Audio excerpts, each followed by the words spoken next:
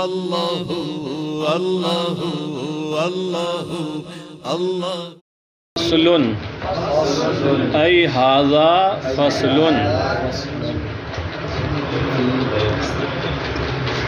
عشرۃ اشیاء لا یغتسل منها عشرۃ اشیاء لا یغتسل منها 10 چیزیں وہ ہیں جن سے غسل نہیں کیا جائے گا، یعنی 10 کام ایسے ہیں کہ جن کے پائے جانے کے باوجود غسل فرض نہیں ہوتا ہے۔ تو 10 چیزیں ایسی ہیں جن سے غسل نہیں کیا جائے گا، مطلب سمجھیے اس کا 10 کام ایسے ہیں کہ وہ کام تو ہوگا لیکن پھر بھی غسل فرض نہیں ہوگا۔ تو 10 چیزیں وہ ہیں جن سے غسل نہیں کیا جائے گا۔ تو آپ یہ مت سمجھ لینا کہ ناپاک پانی ہے تو اس سے غسل نہیں کیا جائے گا یا مٹی سے غسل نہیں کیا جائے گا، مطلب یہ ہے 10 کام ایسے ہیں کہ وہ پائے جائیں لیکن پھر بھی غسل کرنا فرض واجب نہیں ہوگا۔ تو 10 چیزیں ایسی ہیں جن سے غسل نہیں کیا جائے گا، وہ کون سی ہیں؟ مزیٌ، مزی، اگر مزی نکلے تو غسل فرض نہیں ہوتا ہے۔ مزی وہی ہے جو مزے کے وقت، جسے کہتے ہیں انگلش میں کیا، رومانس کے وقت ایک رقیق پانی نکلتا ہے، مزی نکلنے سے غسل فرض نہیں ہوتا ہے، ہاں وضو ٹوٹ جاتا ہے، وضو کرنا ہے۔ ودیٌ، اور ودی یہ بھی ایک رقیق چکنا پانی ہوتا ہے جو عموماً پیشاب کے بعد نکلتا ہے، اور بعض فقہاء نے لکھا ہے کہ پہلے بھی نکلتا ہے۔ بہرحال تو ودی بھی ایک رقیق پانی ہے، اس کے نکلنے سے بھی غسل فرض نہیں ہوتا ہے۔ کتنی صورتوں کا بیان ہو گیا؟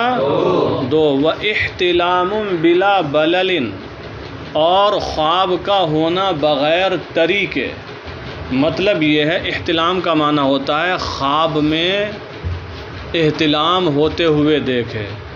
خواب دیکھا انسان نے اور خواب میں وہ دیکھ رہا ہے کہ اسے احتلام ہوا ہے، خواب دیکھا، لیکن جب سو کے اٹھا صبح کو تو دیکھ رہا ہے کپڑوں پہ تو کوئی اثر ہے ہی نہیں، نہ گیلا ہے کپڑا اور نہ اکڑا ہوا ہے۔ سوکھ گیا ہوتا تو کپڑا اکڑ جاتا، ٹائٹ ہوتا، تو کوئی نشان ہی نہیں ہے۔ ابھی جلدی ہوا ہوتا تو گیلا ہوتا، اگر کافی وقت پہلے ہوا تو سوکھ جاتا، تو کوئی نشان نہیں ہے۔ تو اس کا مطلب یہ ہے کہ جھوٹا خواب دیکھا اس نے، غلط خواب دیکھا، خواب دیکھا لیکن کچھ ہوا نہیں ہے، تو ایسی صورت میں بھی غسل واجب نہیں ہوگا۔ سمجھ گئے؟ وَاحْتِلَامٌ بِلَا بَلَلٍ، بلل کا معنی ہوتا ہے تری، اور احتلام ہونا یعنی اور خواب دیکھنا بغیر تری کے، یعنی خواب تو دیکھا، خواب میں احتلام ہوا لیکن جب بیدار ہوا تو کوئی تری ہے ہی نہیں، یعنی احتلام کا کوئی اثر، منی کا کوئی اثر کپڑے پر نہیں ہے۔ تو ایسی صورت میں بھی غسل واجب نہیں ہوگا، چونکہ بہت سارے خواب جھوٹے دکھتے ہیں کہ ہم نے یہ کیا وہ کیا، یہاں آئے وہاں گئے، کہیں بھی نہیں جاتے، پتہ لگا ہی مدرسے میں سو رہے ہیں۔ 3 چیزیں ہو گئیں۔ وَوِلَادَةٌ مِّن غَيْرِ رُؤْيَةِ دَمٍ بَعْدَهَا فِي الصَّحِيحِ، وَوِلَادَةٌ اس کا ذکر پہلے بھی گزر چکا ہے یہ مسئلہ۔ وَوِلَادَةٌ اور ایسی پیدائش، من غیر رؤیت دم بعدها اے بعد الولادہ، جس ولادت کے بعد خون دکھائی نہ دے، یعنی بچہ پیدا ہوا لیکن بچہ پیدا ہونے کے بعد بالکل خون نہ نکلے عورت کے مقام سے، تو فرماتے ہیں ایسی صورت میں بھی عورت پر غسل کرنا واجب نہیں ہے۔ فی الصحیح، صحیح قول کے مطابق، صحیح قول کے مطابق وضو تو ٹوٹ جاتا ہے، وہاں وضو کے تحت بیان کیا تھا پیچھے یہ مسئلہ، لیکن غسل کرنا واجب نہیں ہے۔ یہ حکم ہے امام ابو یوسف کے نزدیک اور امام محمد کا سیکنڈ قول ہے یہ، لیکن امام اعظم ابو حنیفہ رحمۃ اللہ تعالی علیہ فرماتے ہیں کہ احتیاطاً غسل کیا جائے۔ کیوں؟ کہ جب پیدائش ہوتی ہے کچھ نہ کچھ خون عورت کے نکلتا ہی ہے، بلکہ کبھی کبھی تو بہت نکلتا ہے، لیکن فرمایا کچھ نہ کچھ تو نکلتا ہی ہے۔ تو امام اعظم ابو حنیفہ نے کیا فرمایا کہ غسل کرنا چاہیے، اور فتاوی کے اندر امام اعظم ابو حنیفہ کے قول کو ہی صحیح قرار دیا ہے، اور صدر شہید نے اور اکثر مشائخ نے امام اعظم ابو حنیفہ کے قول پر فتویٰ دیا ہے۔ اور سراج کے اندر ایک کتاب ہے، وہاں ہے کہ ان المختار الوجوب، پسندیدہ یہ ہے کہ اس صورت میں غسل کو واجب قرار دیا جائے احتیاطاً، وہو الاصح، اور یہی صحیح ہے۔ حضور صدر الشریعہ نے بھی بہار شریعت میں یہی لکھا ہے کہ ولادت ہو اور خون نہ نکلے تو صحیح یہ ہے کہ اس عورت پر غسل کرنا فرض ہے، اور اسی پر فتویٰ ہے، اور فتویٰ اسی پر ہے۔ تو صحیح یہ ہے کہ غسل کرنا فرض ہے، غسل کرنا فتویٰ کس پر ہے؟ ایسی پیدائش ہوئی کہ عورت کے خون بالکل نہیں نکلا، تو فتویٰ کیا ہے؟ غسل واجب ہے، فرض ہے نہیں ہے؟ فرض ہے، اور کتاب میں کیا لکھا ہے؟ نہیں ہے۔ چلو، وَوِلَادَةٌ مِّن غَيْرِ رُؤْيَةِ دَمٍ بَعْدَهَا فِي الصَّحِيحِ، اور صحیح قول کے مطابق ایسی ولادت جس کے بعد خون دکھائی نہ دے، اس صورت میں بھی غسل واجب اور فرض نہیں ہوتا ہے، لیکن فتویٰ کیا ہے کہ غسل واجب ہو جاتا ہے۔ یاد رہنا چاہیے، یہ ایسی عبارت امتحان میں دے کے پوچھ لیا جائے گا کہ فتویٰ کس پر ہے یا کیا ہے، وضاحت کرو۔ تو کتنی صورتیں بیان کر دی گئیں غسل واجب نہ ہونے کی؟ کتاب کے اعتبار سے تو 4 ہی ہو گئیں، حالانکہ ایک صورت وہ ہے جس میں فتویٰ اس بات پر ہے کہ غسل فرض ہوگا۔ وَإِيلَاجٌ بِخِرْقَةٍ مَانِعَةٍ مِّن وُجُودِ اللَّذَّةِ، وَإِيلَاجٌ، اور داخل کرنا، یہ علاج وہ والا نہیں ہے، علاج و معالجہ جو عین سے ہوتا ہے۔ وَإِيلَاجٌ، اور داخل کرنا، بِخِرْقَةٍ، ایسے کپڑے کے ساتھ، مَانِعَةٍ، جو کپڑا مانع ہو، مِّن وُجُودِ اللَّذَّةِ، لذت کے وجود سے۔ یعنی وتی کی کسی نے جمع کیا اور اپنے خاص حصے پر کپڑا لپیٹ لیا، ٹھیک ہے، کپڑا لپیٹنے کی وجہ سے اسے لذت ہی حاصل نہیں ہوئی، ٹھیک ہے۔ تو اگر کپڑا لپیٹ کر کس نے اپنے عضو تناسل پر اور پھر داخل کیا، تو کتاب میں لکھا ہے کہ ایسی صورت میں بھی غسل فرض نہیں ہوتا ہے جبکہ انزال نہ ہو۔ اگر انزال ہو گیا، احتلام ہو گیا، تب تو غسل فرض ہو ہی جائے گا۔ وَإِيلَاجٌ بِخِرْقَةٍ، خرقہ وہی کپڑا، ٹکڑا۔ وَإِيلَاجٌ بِخِرْقَةٍ، اور ایسا کپڑا لپیٹ کر داخل کرنا جو کپڑا مانعۃ، مانع ہو، من وجود اللذہ، لذت کے پائے جانے سے۔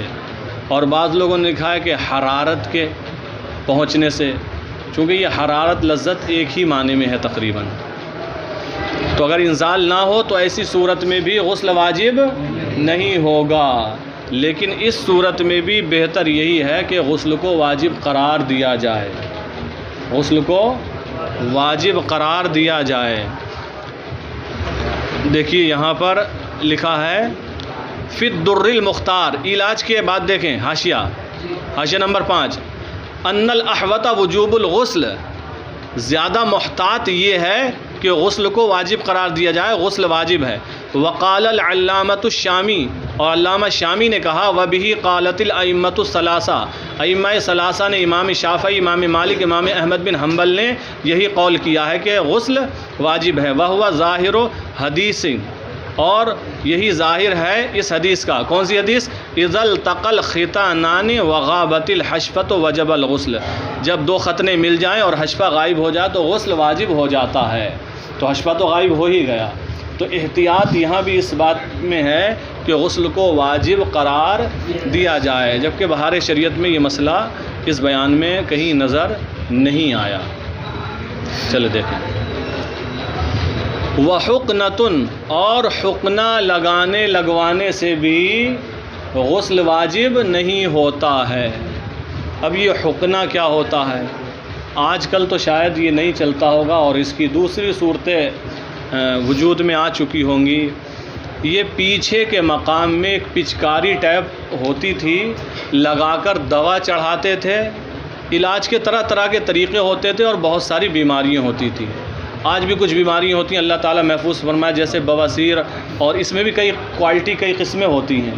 اللہ تعالیٰ حفاظت فرمائے. کچھ لوگ بڑے پریشان رہتے ہیں، تو جب وہاں بیماری ہے تو علاج ہوتا ہے اس کا. تو کوئی پچکاری وغیرہ ہوتی تھی، اس کے ذریعے دوا چڑھاتے تھے یا فاسد مادہ اس کے ذریعے نکالتے بھی تھے. تو اگر حقنہ لگایا، کوئی دوا چڑھائی یا فاسد مادہ نکالا تو اس سے بھی غسل فرض نہیں ہوتا، انسان کا غسل نہیں ٹوٹتا ہے. بات سمجھ گئے؟ وَإِدْخَالُ إِصْبَعٍ وَنَحْوِهِ فِي أَحَدِ السَّبِيلَيْنِ. وَإِدْخَالُ إِصْبَعٍ، اصبع مانے انگلی، اور انگلی داخل کرنا، وَنَحْوِهِ اور اس جیسی چیز، فی احد السبیلین دونوں راستوں میں سے کسی ایک میں، یعنی پیشاب کا راستہ اور پیخانے کا. مرد کے پیشاب کے راستے میں داخل ہونے کا تو مطلب ہی نہیں ہے، انگلی یا اس سے پتلی چیز بھی نہیں جائے کیونکہ اتنی گنجائش ہی نہیں ہے. تو دونوں راستوں میں سے کسی ایک میں انگلی داخل کرنے سے یا اس جیسی کوئی چیز داخل کرنے سے بھی غسل واجب نہیں ہوتا ہے. اب یہاں حاشیہ نمبر 7 دیکھیں آپ.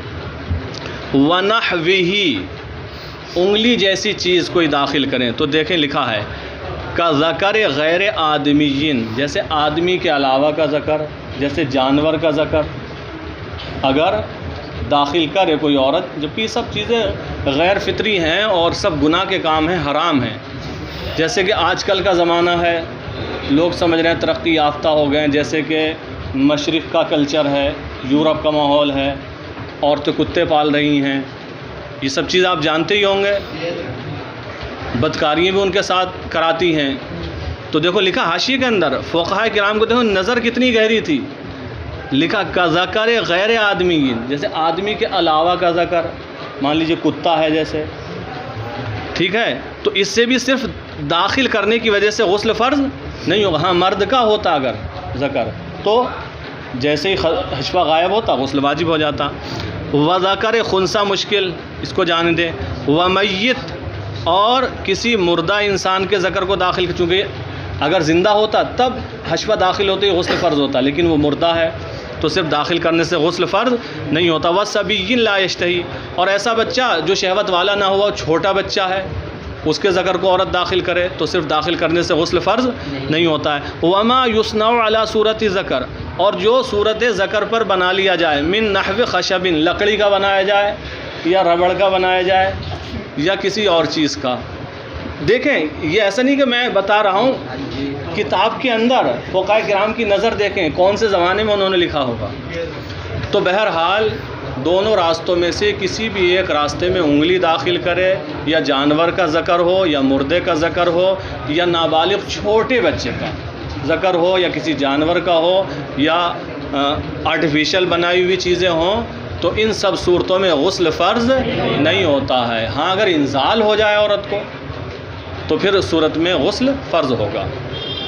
وَوَطْءُ بَہِیمَةٍ اور چوپائے کے ساتھ وطی کرنے سے بھی غسل فرض نہیں ہوتا ہے. کسی انسان نے یہ گناہ کیا جبکہ یہ بہت بڑا گناہ ہے، کسی بھی جانور کے ساتھ یہ حرکت انسان کرے، دخول کیا تو صرف دخول سے غسل فرض نہیں ہوگا. ہاں اگر انزال ہو گیا تو اب انزال ہونے کی وجہ چونکہ منی اپنی جگہ سے شہوت کے ساتھ جدا ہوئی، یہ مسئلہ پیچھے پڑ چکے ہیں، تو منی کے نکلنے کی وجہ سے اب غسل فرض ہوگا، صرف دخول سے غسل فرض نہیں ہوگا. وَوَطْءُ بَہِیمَةٍ اور چوپائے کے ساتھ وطی کرنے سے بھی غسل فرض نہیں ہوتا. او میتۃ یا مردار کے ساتھ، مردار چاہے جانور ہو یا انسان ہو، اس کے ساتھ وطی کرنے سے بھی غسل فرض نہیں ہوتا ہے. لیکن شرط کیا ہے؟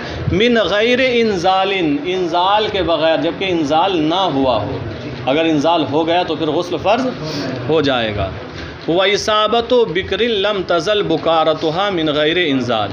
وَإِصَابَةُ بِكْرٍ اور ایسی باکرہ لڑکی کو پہنچنا.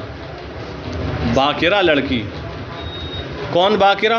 باکرہ کا تو معنی ہی ہوتا ہے جس کا پردہ بکارت زائل نہ ہوا، لیکن پھر بھی تاکیداً کہا لم تزل بکارتها، جس کا پردہ بکارت زائل نہ ہوا ہو اس کے ساتھ کوئی جمع کرے. ایسی باکرہ لڑکی جس کا پردہ بکارت زائل نہ ہوا ہو اس کے ساتھ وطی کرے.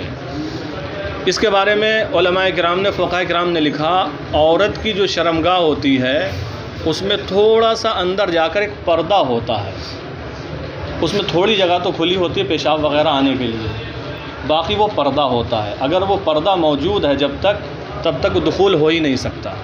جب تک وہ پردہ موجود ہے تب تک دخول ہو ہی نہیں سکتا. تو ہی بتا رہے ہیں وہ اصابت و بکرن، اور ایسی باکرا کو پہنچنا، یعنی کوئی جمع کی کوشش کرے، ایسی باکرا لڑکی کے ساتھ جس کا پردہ بکارت زائل نہ ہوا ہو، من غیر انزال، اور اسے انزال بھی نہ ہو، انزال بھی نہ ہو، پردہ بکارت بھی زائل نہیں ہوا، تو ایسی صورت میں غسل فرض نہیں ہوگا. کیونکہ پردہ بکارت زائل نہیں ہوا، موجود ہے، تو اس کا مطلب یہ ہے کہ دخول ہوا ہی نہیں ہے. دخول ہوا نہیں، انزال بھی ہوا نہیں ہے، تو غسل فرض کیوں ہوگا؟ تو غسل فرض نہیں ہوتا ہے اس صورت میں بھی. فصل ای ھذا فصل،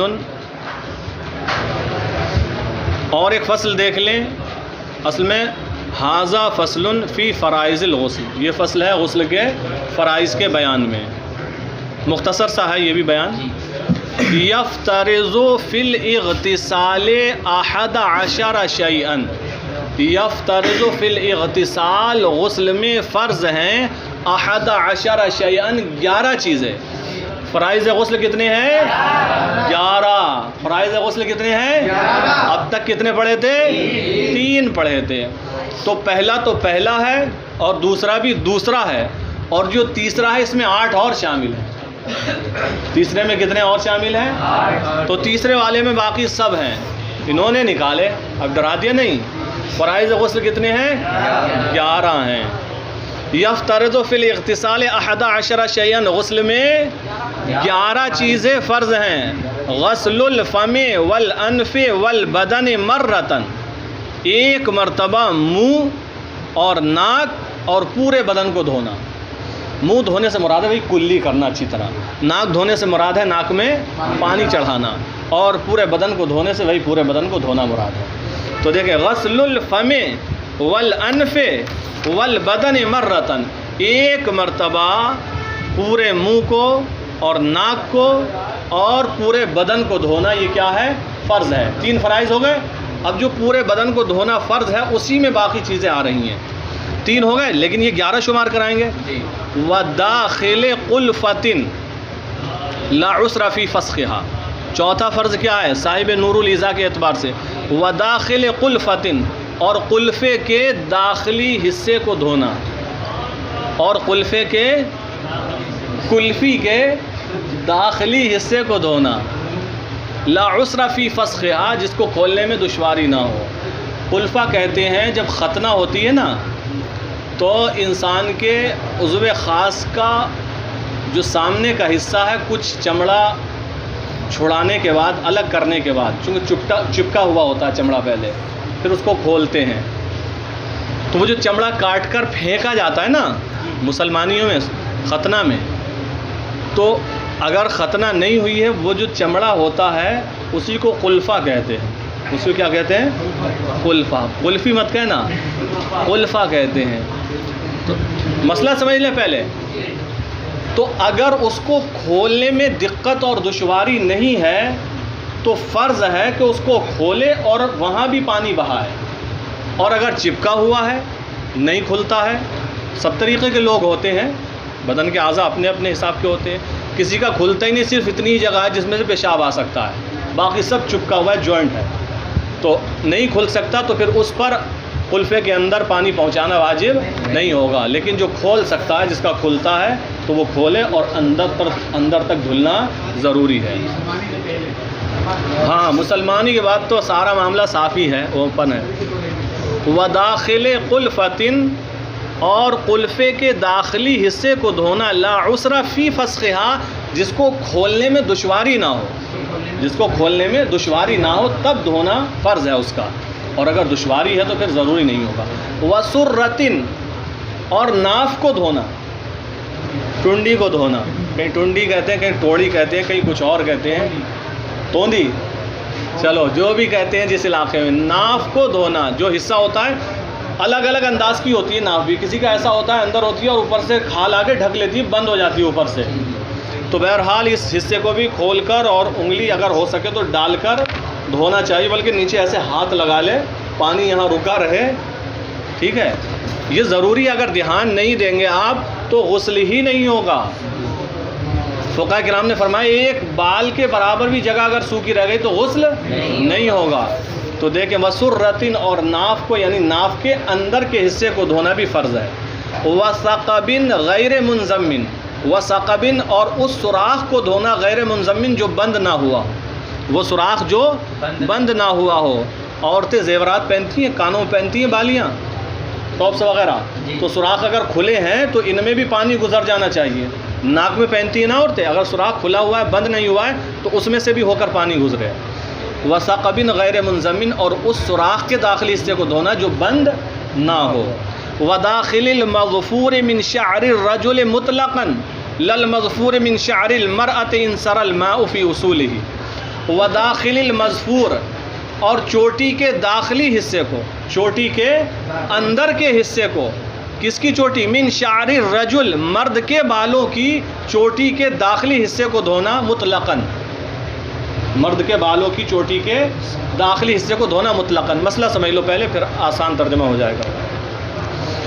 مردوں کو اجازت ہی نہیں ہے بہت لمبے بال بڑھائیں اور پھر چٹیاں باندھتے پھریں جیسا کہ آج کل فیشن ہے، کیونکہ کاندھے سے نیچے بال رکھنا منع ہے. ٹھیک ہے، صرف کاندھے تک آ سکتے ہیں، اس کے نیچے یہ شریعت کے خلاف ہے. رسول اللہ صلی اللہ علیہ وسلم کے بال اگر بڑھتے تھے تو کاندھے تک آتے تھے، اس سے نیچے نہیں جاتے تھے، پھر کاٹ دیا کرتے تھے.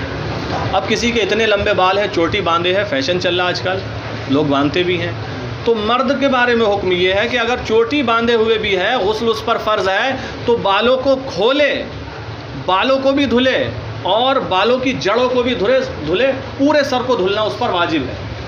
یہ نہیں چلے گا کہ بالوں کی جڑوں تک پانی پہنچ رہا ہے تو غسل ہو گیا اور اوپر کے بال رہ گئے. نہیں، مرد پر مطلقاً لازم ہے کہ وہ بالوں کو کھولے اور جڑوں تک اچھے طریقے سے پورے سر کو، بالوں کو بھی دھلے. لیکن عورتوں کے لیے حکم ہے کہ زینت کے لیے وہ لمبے بال رکھیں، اچھے اچھے بال رکھیں.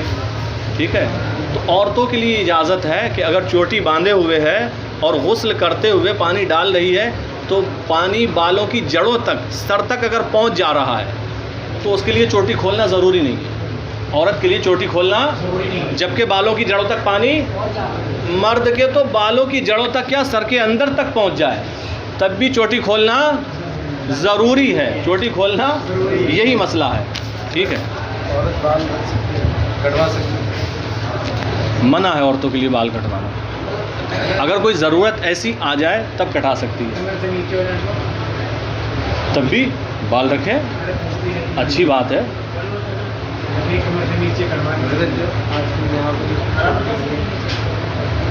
پہلے یہ درس ہو جائے. دیکھو،